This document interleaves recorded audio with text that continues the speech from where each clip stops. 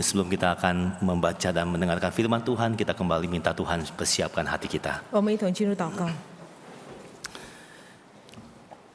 Tuhan, biarlah kami kembali mengamini lagu yang kami nyanyikan bahwa semua ini karena anugerah Tuhan. 主，但愿我们能够同认的来阿门。刚刚我们所听的那首歌，一切都是主的恩典。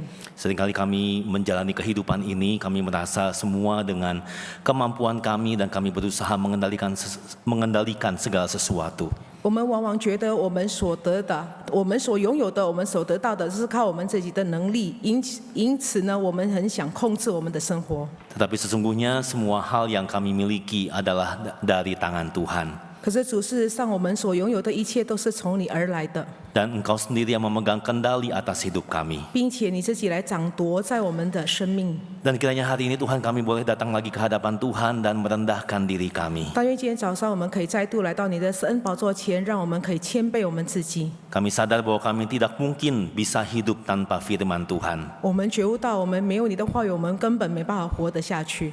Karena hidup itu bukan hanya tentang uang atau tentang apa yang kami makan. 因为活着不仅仅是因为我们吃什么，或者是我们得到有多少的金钱， Tapi kami membutuhkan topangan daripada firman Tuhan sendiri. 而是呢，我们需要主话语的扶持。 Karena itu Tuhan, saat ini waktu kami ingin membaca dan mendengarkan firman-Mu, mohon supaya Tuhan sendiri berkata-kata kepada setiap kami. 主，当我们读你的话语，并且来思考它的时候，恳求你来帮助，向我们每个人来诉说。 Bukalah hati dan pikiran kami supaya kami bukan hanya memahami, tapi kami siap melakukan firman Tuhan dengan kuasa Roh Kudus-Mu. 敞开我们的心思意念，好让我们不仅仅是明白，并且我们可以愿意的来靠着你的圣灵来执行你的话语。 Di dalam nama Tuhan Yesus Kristus kami sudah berdoa. 我们就是感恩祷告，是奉主耶稣的名来祈求。 Amin. 阿门。 Selamat pagi Bapak Ibu jemaat sekalian, kasih Tuhan. 弟兄姐妹，早上好。 Hari ini tema yang akan kita renungkan bersama-sama adalah tentang dipersatukan di dalam Kristus. 今天早上我们所要谈讨的主题就是在基督里合而为一。 Dan saya mengundang kita membaca satu bagian firman Tuhan dari kitab Efesus pasal yang kedua ayat yang ke-11 sampai dengan ayat yang ke-18. 我们一同来翻开以弗所书第2章第11节到第18节。 Saya akan membacakan bagian ini dari ayat 11 sampai ayat 14 dibacakan di dalam bahasa Indonesia, kemudian nanti ayat 15 sampai ayat 18 dibacakan di dalam bahasa Mandarin. Harap setiap kita boleh menyimaknya. 以弗所书第2章第11节到第18节，第11节到第14节的话，牧师会用印尼语来读15到18节，15到18，翻译人员会用华语来读。 Demikian firman Tuhan.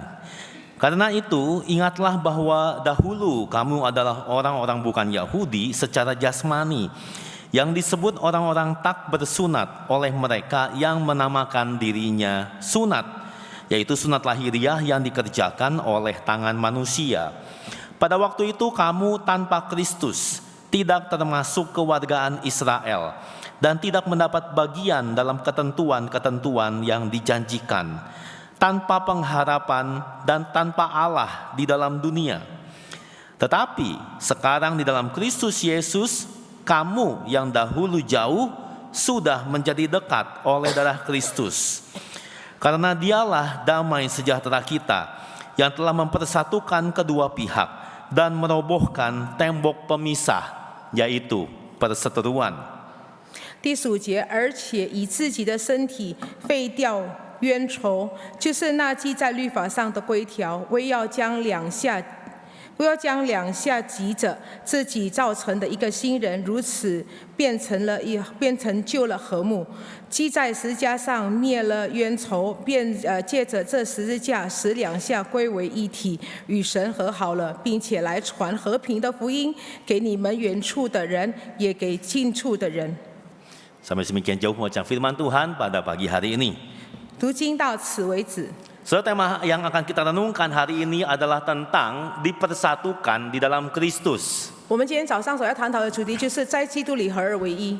Saya tidak tahu apa yang saudara pikirkan tentang tema ini, tetapi saya rasa ini tema yang penting dan relevan bagi kita saat ini. 我不知道你们当听到这个主题的时候有什么感想，可是我就觉得说这个主题的话是很重要，并且对我们现代的人的话是非常紧要的。Saudara, kenapa penting? Karena dunia kita saat ini merasakan hawa permusuhan yang cukup kuat dengan adanya perang antara beberapa negara, betul tidak? 为什么很重要呢？因为我们看到我们最近的话，我们可以看到整个世界的状况是充满的对敌的一个气氛，因为我们看到很多的国家正在战争。 Sudah beberapa tahun ini perang antara Rusia dan Ukraina itu masih berlangsung. 俄罗斯跟乌克兰的征战还是一直维持到现在， Belum selesai muncul perang antara Israel dan Palestina. 征战没有完成呢，以色列跟巴勒斯坦的战争又开始引发出来了。 Lalu disusul mungkin dengan Amerika dan Iran, dan perang itu ternyata masih terjadi di beberapa negara yang lain yang mungkin tidak kita sadari. 之后呢，我们也看到伊朗跟美国的战争生产，我们也看到其他国家也是有征战，可是呢，我们也许都没有觉悟到存在。 Dan mungkin kita sebagian merasa cemas ya, memikirkan kapankah semua perang, semua permusuhan ini akan berakhir. 也许呢，我们会觉得很忧虑，然后我们想要说这些征战什么时候会停息？ Sebagian dari kita yang lain mungkin juga merasakan hawa permusuhan di tempat kita bekerja. 也许呢，我们也会觉得说，在我们工作场所当中，我们也会觉得有一个对敌的一个气氛， Atau ada perseteruan di dalam keluarga kita sendiri. 甚至呢，有可能在我们家庭里面，我们也是感到了对敌的气氛。 Maka saudara, pertanyaannya hari ini, bagaimana Kristus itu bisa membawa damai dan mempersatukan pihak-pihak yang bermusuhan? 今天问题说，基督如何带领了和平，并且又如何把这两方正在对敌的，使他们和睦呢？ Mari kita sama-sama belajar dari tulisan Rasul Paulus yang sudah kita baca tadi. 我们要从使徒保罗我们刚刚所读的书信当中，使徒保罗所写的，一同来学习。 So di ayat 14 ada satu simbol yang Paulus pakai untuk perseteruan, yaitu tembok pemisah. 14节保罗用了一个象征来对比说，对敌就是中间隔断的墙。 So tembok ini mengacu kepada satu tembok pembatas yang ada di dalam bait Allah di Yerusalem. 这个墙是讲到说，在耶路撒冷城里面的一个圣所的一个墙的一个隔绝。 Saudara, kalau kita mempelajari denah tentang bait Allah pada waktu itu terdiri dari beberapa pelataran. 如果我们学习到当时的圣殿，我们看到有很多的院宇。 Saudara, pelataran paling luar itu diperuntukkan hanya bagi orang-orang non-Yahudi. 城墙以外的是外院，也是只是给予那些非犹太人的一个地方。 Nah, sesudah itu lebih dalam pelataran itu diperuntukkan hanya boleh bagi para wanita. 城墙进来之后呢，就是有一个妇女院，就是只是女人，只是在那边可以到那个地步而已。 Yang lebih dalam lagi hanya boleh dimasuki oleh para pria laki-laki Israel. 更深入的话，就是以色列院，也就是成为就是说成年男人的以色列人才可以进去的地方。 Nah, bagian yang lebih dalam dari bait Allah itu hanya boleh dimasuki oleh para imam. 之后呢，就是有一个院，也是祭司院，只有祭司们可以进去的。 Tetapi bagian yang paling dalam itu disebut sebagai ruang maha kudus, hanya boleh imam besar satu orang yang masuk. 最顶部、最后面的部分就是执圣所，执圣所呢，唯有大祭司可以进去的。 Jadi saudara bayangkan bahwa orang-orang non-Yahudi itu hanya bisa menginjakkan kaki di pelataran paling luar. 想想看，这些外邦人，他们只可以在城墙以外的外院那边站住而已。 Nah, di situ saudara ada tembok pembatas yang terbuat dari batu. 在那里的话，有一个从石头建盖起来的墙， Dan di sana ada tulisan ya yang berisi larangan bagi orang-orang non-Yahudi untuk masuk lebih dalam. 并且在墙上有一个字挂在你那边，讲说非犹太人不可以进去。 Dan larangan ini dengan ancaman hukuman mati. 如果呢这些外邦人非犹太人进去的话，他们就是会遇到被死亡。 Maka dalam konteks ini, dua pihak yang dipisahkan oleh tembok ini adalah bangsa Yahudi dan bangsa non-Yahudi. 所以呢，在这里我们看到城墙所隔断的就是犹太人跟外邦人。 Saudara, pertanyaannya kenapa dua pihak ini bermusuhan? 问题是这两方为什么会对敌呢？ Saudara, karena bangsa Yahudi merasa diri mereka adalah spesial. 因为犹太人认为他们是很特别的， Mereka umat pilihan Allah. 上帝的选民， dari seluruh bangsa di dunia ini hanya mereka yang disayang oleh Tuhan 世界上各国唯有他们被上帝蒙悦纳、蒙拣选的， dan hanya bangsa Yahudi yang menerima hukum Taurat dari Tuhan. 也唯有犹太人他们领受了从上帝而来的律法。 Nah, lalu bagaimana dengan semua bangsa lain yang bukan Yahudi? 这些非犹太人的外邦人怎么样呢？ Saudara, kita bisa melihat status orang-orang non-Yahudi di bagian awal perikop yang kita baca tadi. 从我们刚刚所读的前面的经文，我们可以看到这一些非犹太人的人的一个身份。 Saudara perhatikan di sini disebutkan bahwa mereka adalah orang-orang yang tidak bersunat. 这里讲到说，这些外邦人是没有受到隔离的人。 Nah, saudara, sunat ini menjadi tanda yang menunjuk kepada sebuah realita rohani yang dijanjikan hanya kepada bangsa Yahudi. 隔离呢，就是指标了说，属灵上的一个应许。这个应许呢，只是给犹太人的一个应许。 Jadi orang-orang non-Yahudi itu tidak bersunat karena mereka tidak mendapatkan semua janji yang Tuhan berikan. 外邦人没有受到隔离，为什么呢？因为他们没有得到上帝所给予他们所有的应许。 So, janji apa aja?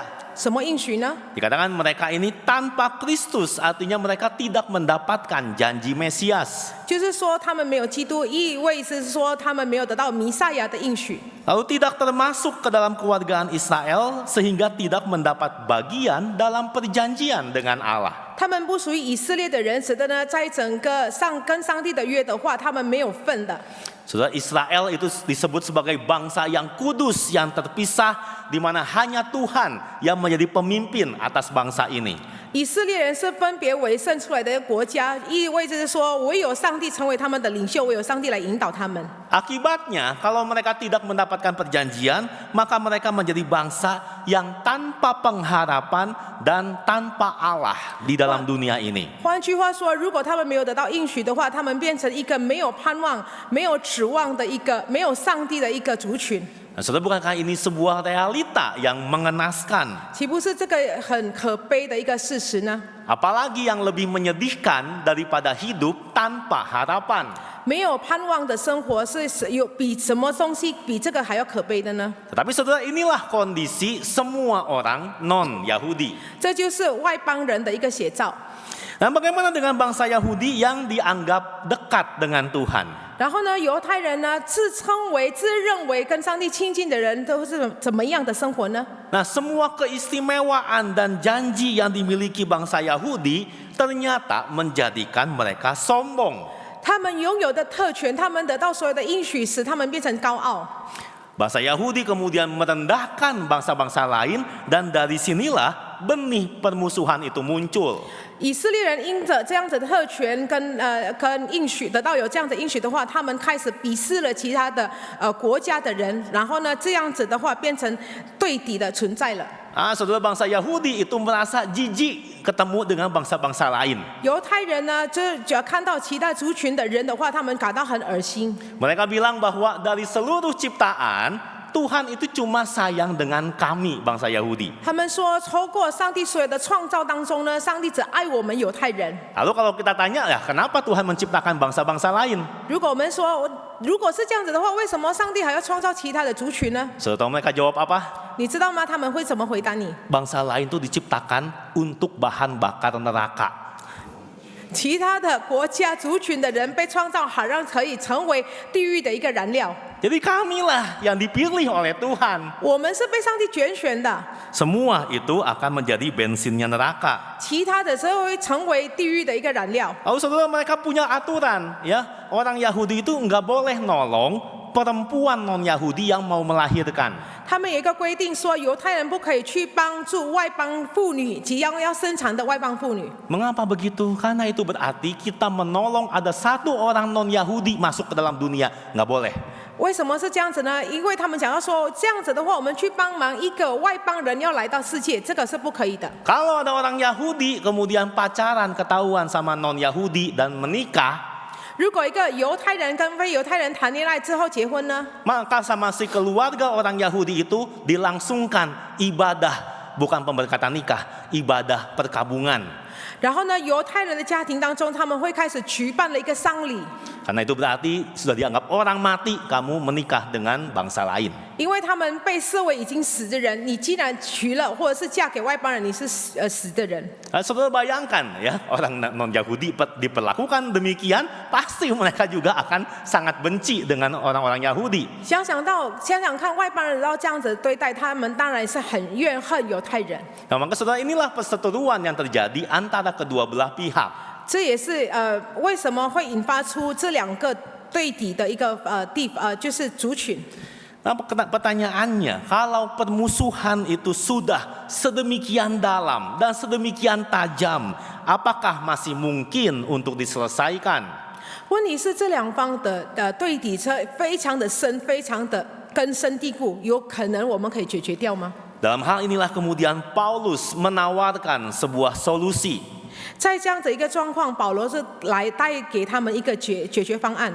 Maka di bagian kedua dari perikop ini, Paulus menjelaskan apa yang dilakukan oleh Yesus Kristus untuk mengakhiri permusuhan itu. 保罗在这下半节讲到说，耶稣基督做了什么，使得能够把这两方的对敌把它结束掉。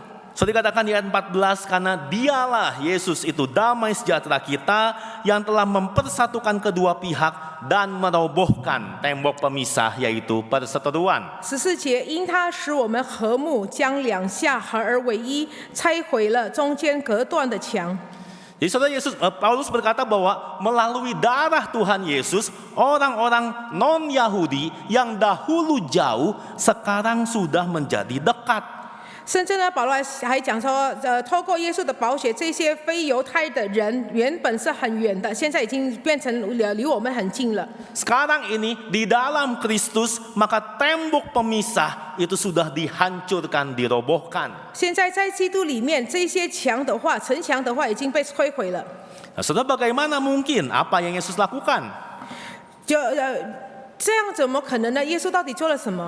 Ayat 15 dikatakan, sebab dengan kematiannya sebagai manusia, dia telah membatalkan hukum Taurat dengan segala perintah dan ketentuannya.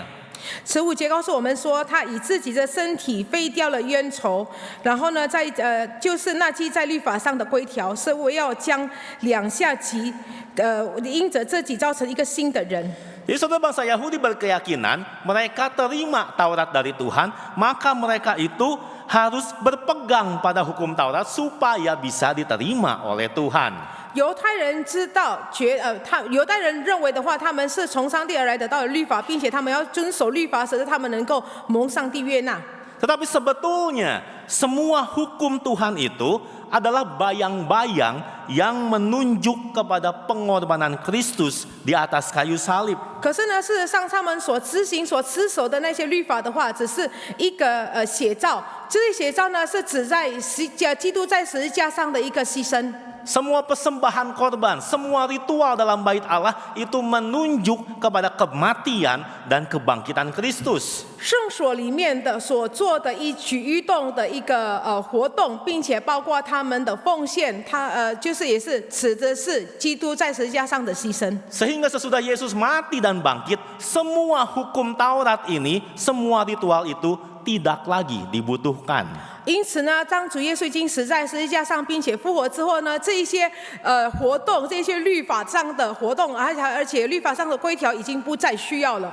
Yang perlu dilakukan oleh manusia berdosa sekarang adalah menerima pengampunan Tuhan melalui iman kepada Kristus. 现在呢，他们所需要的就是透过耶稣来，透过信心来接受耶稣，然后呢，他才能够蒙救赎。 Maka Paulus mengatakan sekarang orang-orang non-Yahudi bisa diselamatkan asal mereka percaya kepada Kristus. 所以呢，保罗是说，现在外邦人他们也是可以获救，唯有他们相信基督的话就可以获救。 Nah, bagaimana dengan orang Yahudi? 犹太人怎么样呢？ Sama saudara, mereka pun membutuhkan salib Kristus untuk bisa diterima oleh Tuhan. 同样也是一样，他们需要基督的十字架，好让他们可以蒙上帝悦纳。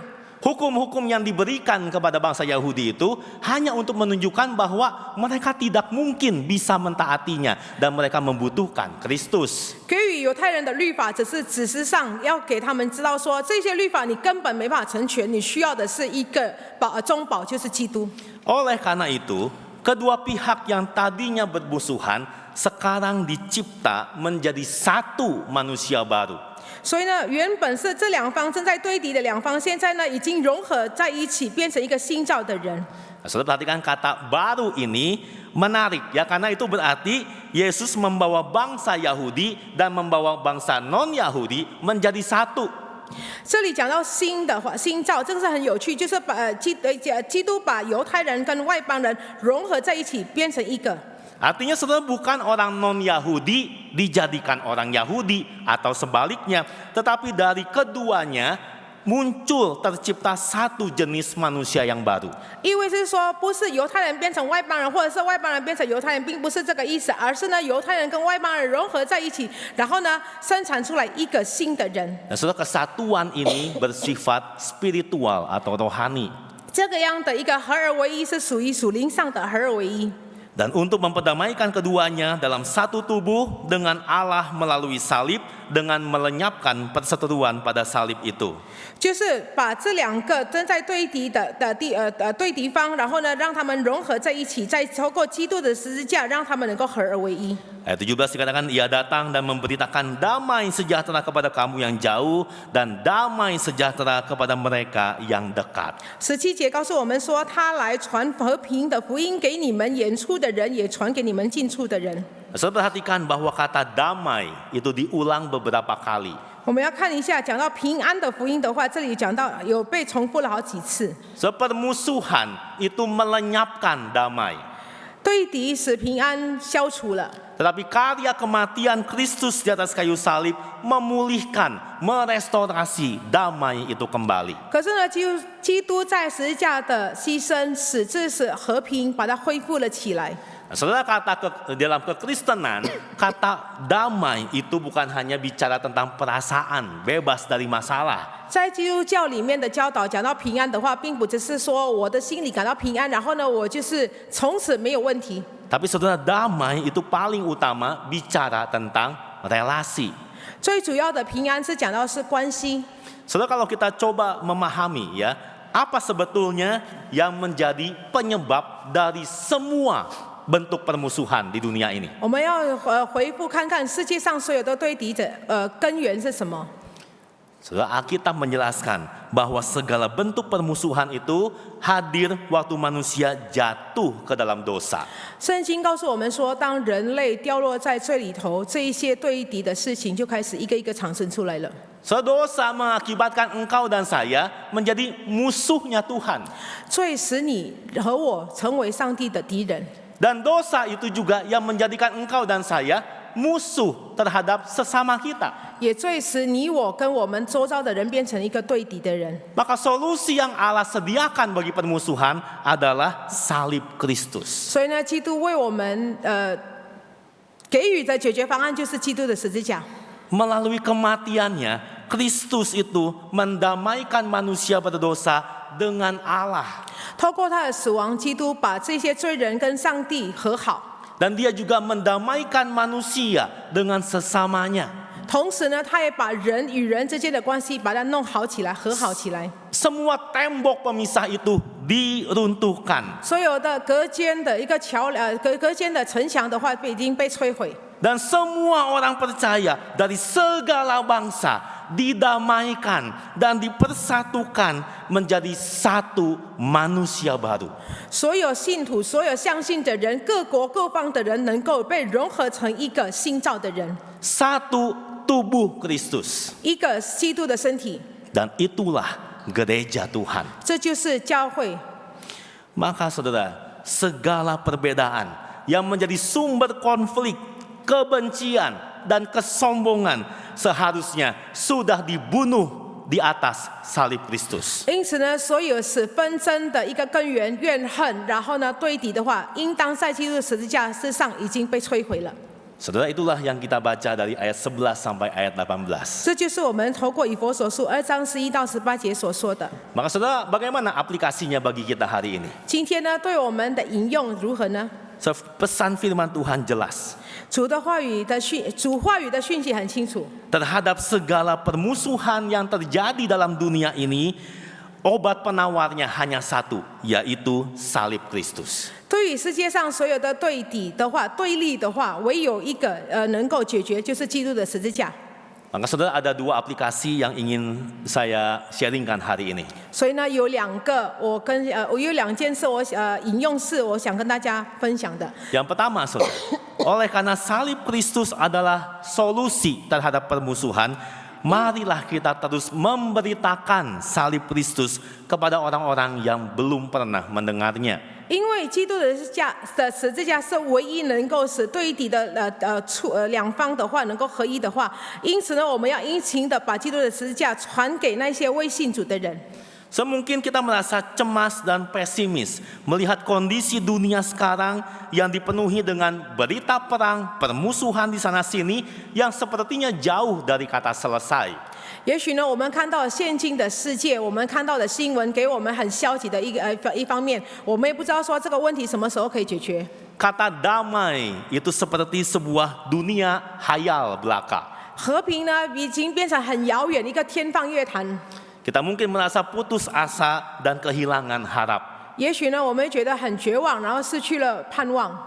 Tapi saudara, mari kita bersyukur untuk salib Kristus. 可在这样的状况的话，我们要为基督的十字架而感恩。 Oleh karena salib Tuhan itu memberikan harapan bagi dunia yang tidak bersahabat. 因为基督的十字架给这一些不友善的世界一个盼望。 Hanya di dalam salib Kristus permusuhan itu dilenyapkan dan damai, peace itu dicipta sebagai gantinya. 唯独在透过基督的十字架，这些对敌能够变成消灭，并且和平能够生产出来。 Maka sekarang engkau dan saya dipanggil untuk memberitakan salib Kristus ini kepada orang-orang di sekitar kita. 因此呢，今天你我被呼召，要把基督的十字架传递给我们周遭的人。 Kitalah agen-agen damai sejahtera dari Tuhan. 我们是上帝和平的使者，和平的代言人。 So, mari kita berdoa untuk pemerintah-pemerintah bangsa. 我们要为世界各国的领袖来祷告。 Sekiranya mereka berjumpa dengan orang-orang Kristen yang menghidupi dan menyaksikan damai dan kesatuan di dalam salib Kristus. 但愿这些世界的领袖能够遇到基督徒，怎么样的基督徒呢？是一个真的是能够把基督的和平、基督的十字架活出来，在他们生命上的基督徒。 Sehingga dunia ini melihat bahwa adalah mungkin hidup tanpa permusuhan dan Allah itu dimuliakan. 所以呢，世界的人可以看到，我们可以过着一个和平、不需要对立、对敌的一个世界，并且上帝的名可以得着荣耀。 Yang kedua, saudara, 第二点， kita dipanggil menjadi agen pembawa damai dan menyaksikan salib Kristus. 我们被呼召成为和平的代言人，并且要见证基督的十字架。 Tetapi pertanyaannya, apakah dunia melihat damai di dalam komunitas kita? 问题是，世界是否透过我们的族群当中看到有一个和平呢？ Apakah relasi kita dengan orang-orang percaya lainnya dipenuhi dengan damai sejahtera? 我们跟其他信徒之间的关系是否有充满了和平呢？ Ataukah kita didapati sedang berseteru dengan sesama orang percaya? 或者是我们也是正在与信徒之间的话有纷争？ Saudara, Kristus itu sudah merobohkan tembok pemisah. 基督已经摧毁了中间隔断的墙。 Tapi jangan-jangan kita sendiri yang mendirikan tembok-tembok yang baru. 既然基督已经摧毁了这些墙，不要我们自己来建造了新的墙。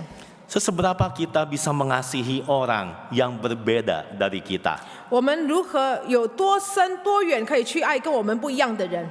Tuhan itu sudah datang dan mati bagi orang tersebut. Masa kita tidak bisa mengasihi dan bersatu dengan orang itu? 基督已经来到这个世界，为那个人而死，难道我们不能跟他们和睦呢？ Saudara, kenapa kita sebagai orang Kristen sering mendirikan tembok pemisah? 我们成为基督徒，为什么常常很喜欢建造隔断的墙？ Saya rasa penyebabnya adalah dosa kesombongan. 而我想说，最主要的终点就是骄傲的一个罪。 Seperti bangsa Yahudi, mereka mendapatkan anugerah yang begitu besar, sebetulnya dengan tujuan adalah supaya mereka melahirkan Mesias yang menjadi berkat bagi seluruh dunia. 犹太人得到那么大的恩典，最主要是透过他们有弥赛亚诞生，这个弥赛亚能够成为世界上的人的祝福。Jadi mereka itu sebetulnya tidak sadar menerima berkat supaya menjadi berkat besar. 他们自己也没有觉得不知道他们已经成为一个祝福的管道，他们得到了祝福，他们好让能够成为世界上的祝福。 Sayangnya anugerah yang mereka terima itu berhenti dalam diri mereka dan mereka hanya menjadi sombong. 很可惜的，他们得到的恩典只是停顿在他们的身上而已，然后呢，他们变成自傲。 Sudah hati-hati kalau kita punya hal-hal yang bisa dibanggakan, itu akan berubah menjadi sebuah kesombongan.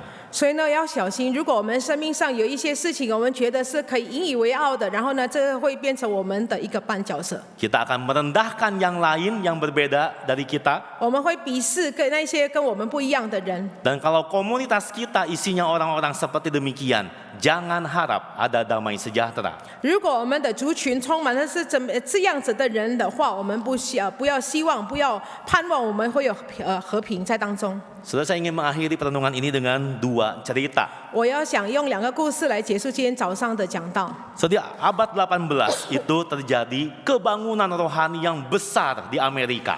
18世纪在美国有一个属灵上的大复兴。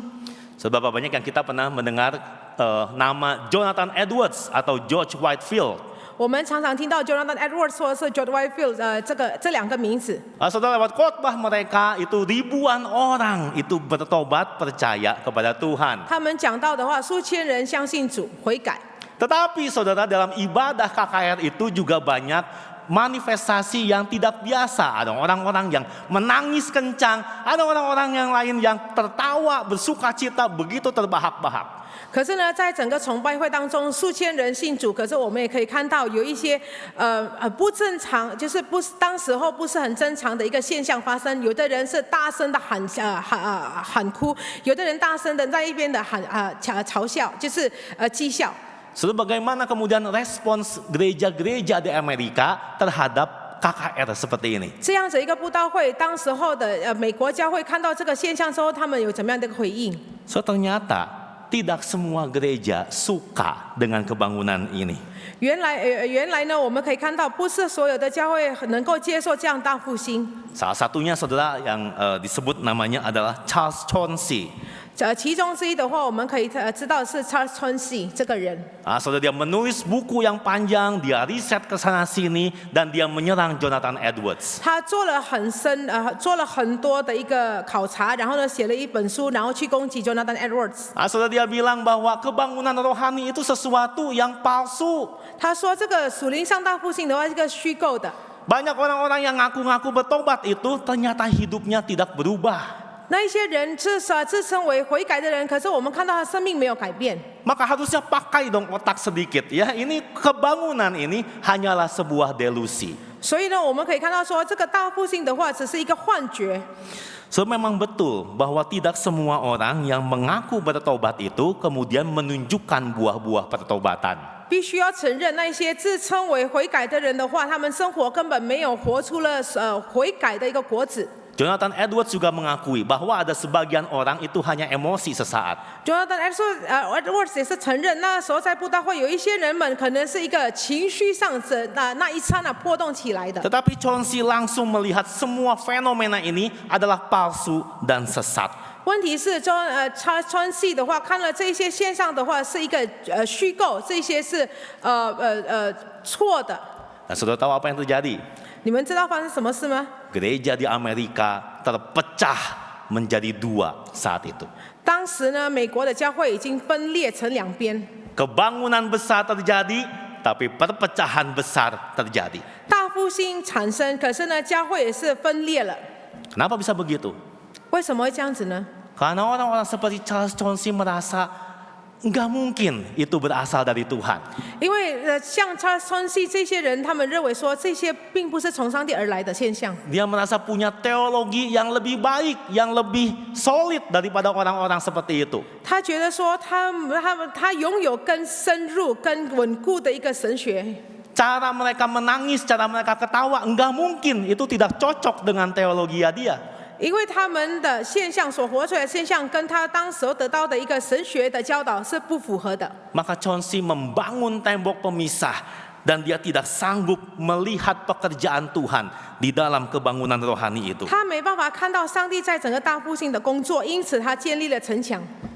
Kesombongannya membuat kasihnya itu menjadi kerdil. 因为他的高傲，使他的爱变成了消除了他的爱。 Saudara, kita pun bisa terjebak dalam spirit yang sama seperti Chauncey. 我们也是能够跟川西一样，就是被在同样的一个状况情况被捆绑了。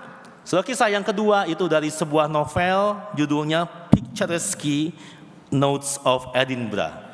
我们第二个故事是从一本书，就是 Peter's Keynotes of Edinburgh 这本书就是跟大家分享。 So ditulis oleh Robert Louis Stevenson tahun 1879. 1879年创造的这个就是 Robert Louis Stevenson 是他的作家。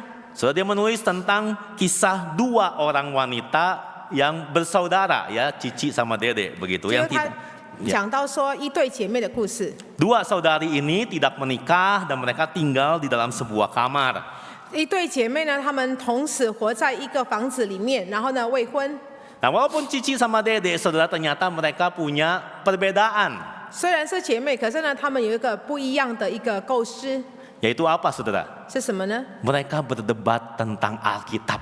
他们就是常常对神学观点跟圣经的教导是不一样的一个看法。 Rohani banget ya, luar biasa. Saudara, siapa yang pernah debat sama Koko atau Cicinya sama adiknya ya tentang penafsiran Alkitab? 就是因为他们这对姐妹的话，她们对圣经解经的一个方式有不同样的构思而吵架争论。 Tapi perdebatannya itu begitu serius dan mereka tidak mencapai kesepakatan. 他们争论的话，就是到一个顶部，然后呢没办法达到一个共识。 Makin lama makin debat, saudara, mereka merasa kepahitan dan akhirnya mereka nggak mau ngomongan lagi. 因为争论到一个顶点，没办法一个共识的话，然后呢彼此就觉得彼此对，然后就产生了一个苦毒，他们决定说不再跟彼此来说话。 Saudara, dikatakan tidak ada satu kata pun yang mereka ucapkan, yang ada hanyalah keheningan. 在一边那书写到说，没有一句话都是从他们口中彼此来说出来，只有一个安静，在那个房子里面只有安静。 Tapi mereka terpaksa tinggal dalam satu atap, mungkin karena kurang uang atau mereka takut diomongin oleh orang lain. 也许呢，因为他们不够金钱，或者是怕被人指指点点，他们还是一样活在一个屋檐之下。 Nah, saudara, apa yang mereka lakukan? 他们做什么呢？ Mereka menarik garis, memakai kapur, membagi dua tempat, ya, tempat tinggal mereka itu menjadi dua. 他们把他们住的地方用粉笔把它割成一半， Kamu situ, saya sini. 你在那边，我在这里。 Nah, setiap kali saudara-saudara yang lain, ya, family itu datang, saudara akan disambut dengan suasana yang tidak enak karena mereka saling tidak bicara. 因为这对姐妹的话没有彼此来说话，有人来拜访的时候呢，探访的时候呢，就会觉得说整个气氛非常的诡异。 Nah, saudara, dikatakan setiap malam masing-masing itu harus tidur dengan susah tidur karena mereka mesti mendengarkan desahan nafas dari musuh 因为 mereka. 他们也是睡在同一张床上，所以呢，那一本书里面也讲到说，每个晚上他们两个也是很难的煎熬的进入睡眠，因为他们必须要听到他们敌人的一个呼声。 Bertahun-tahun mereka pergi ke gereja setiap hari Minggu, tapi mereka tinggal dalam kesunyian yang penuh kebencian. 他们数年去上教会，可是呢，他们活在一个屋檐下好几年，一直在安静，就是充满怨恨的一个状况。 Saudara, bagaimana dengan engkau dan saya? 今天你我如何呢？ Apakah hari ini hati kita sungguh dipenuhi oleh damai sejahtera? 我们心是否充满了和平？ Ataukah ada relasi-relasi yang rusak karena tembok-tembok yang kita sendiri bangun? 是否呢有一个毁坏的关系，也因着我们所建立的城墙而造成的毁坏的关系？ Adakah permusuhan di antara kita sehingga komunitas kita tidak lagi mengalami damai yang sebetulnya Tuhan sediakan? 是否呢，在我们当中有一个对敌的，在我们族群当中一个对立的一个关系，使得我们没办法再享受上帝所为我们预备的一个关系。 Mari hari ini kita datang lagi kepada Tuhan dan kita memohon supaya hati kita dipenuhi oleh damai karena Kristus sudah mati bagi kita. 但愿我们今天早上来到主面前，我们祷告，恳求上帝的平安再度莅临在我们当中，因为基督已经为我们死在十字架之上。 Dan mohon Tuhan juga memberikan engkau dan saya keberanian untuk menyaksikan salib Kristus di tengah-tengah dunia yang tidak bersahabat ini. 也求上帝给你我勇敢，好让我们可以来在这个不友善的世界当中来见证基督。 Mari kita masuk dalam doa. 我们一同进入祷告。 Tuhan, biarlah kami boleh berefleksi atas apa yang kami dengar pada pagi hari ini. 主，今天早上我们所领受到的，但愿我们可以不断的来回想。 Tuhan, kami bersyukur bahwa di tengah-tengah dunia yang penuh dengan permusuhan ini, salib Kristus itu menjadi solusi, menjadi jawabannya. 主，我们感谢你在充满对立、对敌的世界当中，基督的十字架是答案。 Maka Tuhan, kami berdoa supaya Engkau kuatkan kami 主啊，我们祷告，求你使我们刚强， dan kami diberikan keberanian untuk menyaksikan salib Kristus ini kepada orang-orang yang belum mengenal Engkau. 并且给我们勇气，好让我们可以见证主你的十字架，给予那些未信主的人。 Dan kami juga berdoa Tuhan, jikalau ternyata kami juga menjadi orang-orang yang masih membangun tembok-tembok pemisah, Tuhan ampuni kami. 主啊，今天我们如果还是成为自我建立城墙的人，恳求你来宽恕我们。 Mungkin kami merasa bahwa di dalam gereja masih ada orang-orang yang sulit dan kami rasa tidak pantas untuk kami kasihi. 也许呢，我们觉得说，在教会里面有很多困难跟我们困难建立关系的人，也许我们觉得说不配得我们爱的人。 Orang-orang yang kami rasa cara pikirnya berbeda, orang-orang yang seleranya tidak sama dengan kami. 我们觉得说，他们的构思跟我们的构思不一样，他们的嗜好跟我们嗜好不一样。 Dan kami mungkin begitu kesal, kami merendahkan mereka, dan ternyata kesombongan itu kemudian membunuh kasih di dalam diri kami. 主啊，也许呢，因此我们感到很生气，然后呢，我们鄙视他们这样子状况的话，是已经扼杀了我们对他们的爱。 Tuhan ampuni kami. 主啊，恳求你饶恕我们。 Bahwa Tuhan kiranya kami bisa menikmati damai sejahtera yang Tuhan sediakan bagi kami. 主啊，求你带领我们，好让我们可以享受上帝所为我们预备的平安。 Dan kami sungguh rindu bahwa gereja kami boleh menjadi gereja yang membawa kesaksian salib Tuhan, dan sehingga dunia di luar itu melihat bahwa Tuhan itu nyata hadir di tengah-tengah kami. 我们恳求你，让我们教会能够成为将基督的平安十字架带领给我们教会城墙以外的人，好让世界可以看到主，你是整个世界的答案。 Dengarkanlah doa kami ya Tuhan. 主，恳求你垂听我们祷告。 Dalam nama Tuhan Yesus kami berdoa. 我们祷告是奉主耶稣的名来祈求， Amin. 阿门。